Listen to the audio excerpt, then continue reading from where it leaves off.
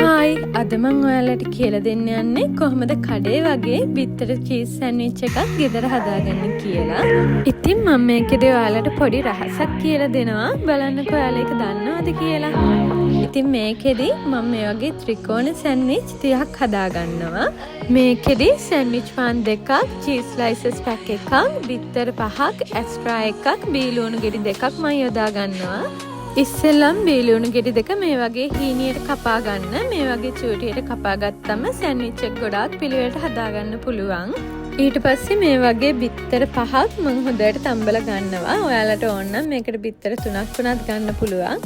ඒත් බිත්තර 5ක් ගත්තේ ගොඩාක් රස වැඩි කරගන්න. දැන් අපි ගෑරප්පුවක් ආධාරයෙන් හොඳට බිත්තර ටික චොප් කරගන්නවා. ගොඩාක් චූටි කෑලි වලට මේ බිත්තර ටික හොඳට පොඩි කරගන්න ඕනි. දැන් මේ චොප් කරගත්ත බිත්තර ටික අපි කවලින් කපාගත්ත බීලුණු ටිකට එකතු කරගන්න. දැන් අපි එක්ස්ට්‍රා එකෙන් පොඩි ප්‍රමාණයක් මම මේ දානවා වගේ ප්‍රමාණයක් මේ මිශ්‍රණයට දාගන්න. දැන් මම ඔයාලට කිව්වනේ මම ඔයාලට පොඩි රහසක් කියලා දෙනවා කියලා. ඉතින් ඔයාලා මේ වෙලාවේ මේ එක්ස්ට්‍රා එකෙන් චූටි ප්‍රමාණයක් අරන් ඔයාලයි දිවේ චුට්ටක් ගා ගන්න.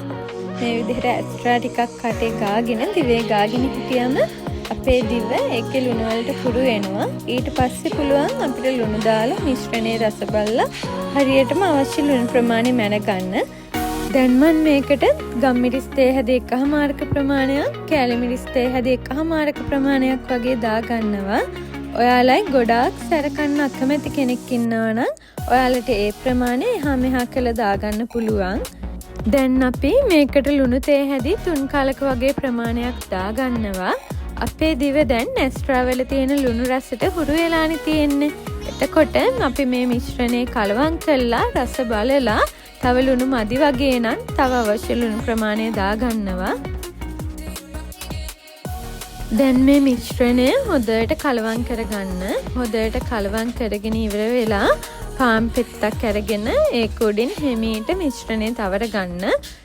මේ වගේ දේවල් කරද්දී ඔයාලා ගොඩාක් අතින් අල්ලන ප්‍රමාණය අඩු කරගන්න බලන්න. මොකෝ අපේ අත මේ මිශ්‍රණය ගෑවෙන තරමට මේ සෑන්ඩ්විච් එක නරක් වෙන්න බලන ප්‍රමාණය වැඩි.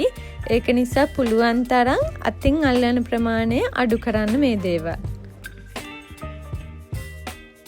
දැන් හොඳට මිශ්‍රණය තවර ගත්තට පස්සේ මම චීස් පෙත්තක් අරගෙන මේක උඩින් තියාගන්නවා. තියාගෙන තවත් පාන් පෙත්තකින් වහලා මේක හොඳට ටෝස්ට් කරගන්නවා. ඊට පස්සේ ඔයාලට පුළුවන් රසම රස සෑන්ඩ්විච් එක රස බලන්න.